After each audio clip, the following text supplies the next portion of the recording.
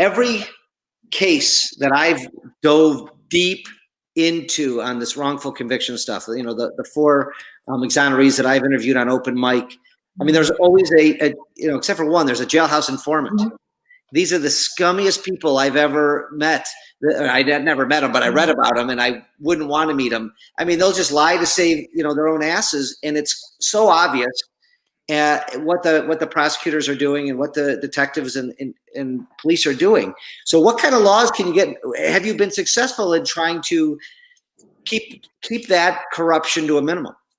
Yeah, so we did just pass a jailhouse reform bill in Nebraska. We're working on one in Kansas, and you can see some around the country. New Jersey also has done this kind of reform. But the two really big things that we look for is, one, asking for some sort of independent piece of evidence that would show the reliability of the jailhouse informant's testimony.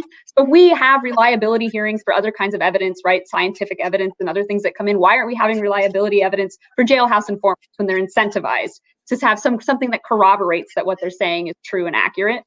So that's one thing that we're asking for. And the other thing that we're really asking for are centralized databases, so that prosecutors, when they use informants from all around the state, have to enter it into this database, and they always know what deals someone has received, right? What they received in exchange for, and how many cases that individual has testified in, so that they can meet their Brady obligations and give it over to the defense. What we've seen in some cases is even good prosecutors who want to give that over may not know that this jailhouse informant has testified in, 25 other cases around the state, because that's not within their jurisdiction. But certainly there are also prosecutors who try to hide that.